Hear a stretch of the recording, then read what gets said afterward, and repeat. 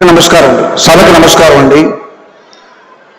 ఒక మహోన్నత వ్యక్తి రామోజీరావు గారి సంస్కరణ సభకి నన్ను ఆహ్వానించినటువంటి గౌరవనీయులు చంద్రబాబు నాయుడు గారు, పవన్ కళ్యాణ్ గారికి నా హృదయపూర్వక కృతజ్ఞతలు తెలుపుకుంటున్నాను. నాకు సంగీత దర్శకుడిగా జన్మనిచ్చిన రామోజీరావు గారు, ఆయనతో నేను గడిపిన క్షణాలు చాలా ఎక్కువ ఉన్నాయి. అందుకు నేను చాలా అదృష్టంగా భావిస్తుంటాను. ఆ క్షణాల నుంచి నేను నేర్చుకున్న విలువైన విషయాలు ఎన్నో ఉన్నాయి. వాటిలో మచ్చుకు ఒకటి ఏంటంటే, మద్యపాన వ్యతిరేక ఉద్యమంకి ఆయన వంతు కంట్రిబ్యూషన్గా ఆయన రకరకాల ఆర్టిస్టులతో, ఉద్యమకారులతో, రచయితలతో, సంగీత దర్శకులతో, గాయకులతో ఆయన తెలిసిన వాళ్ళందరినీ పిలిచి పాటలు రికార్డ్ చేసి ఆ ఉద్యమానికి సపోర్ట్ చేశారండి. నన్ను కూడా రమ్మని ఒక పాట రికార్డ్ చేయమన్నారు. నేను అన్నాను, సార్ నేను మెడ్రాస్ వెళ్ళి 4 రకాల ట్యూన్లు నేను మీకు చేసి పంపిస్తానని అన్నాను.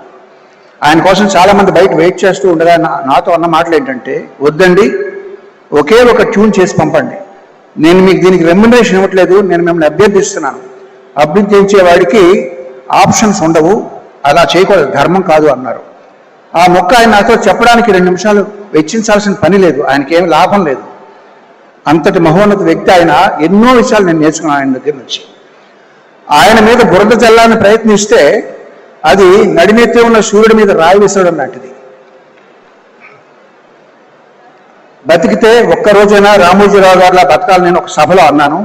ఇప్పుడు అనేది ఏంటంటే, మరణించినా ఆయనలాగే మరణించాలి.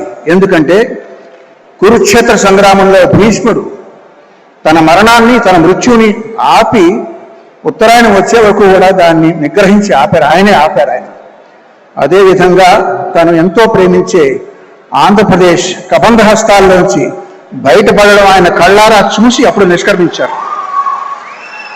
అంచేత మరణించినా ఆయనలాగే మరణించాలి.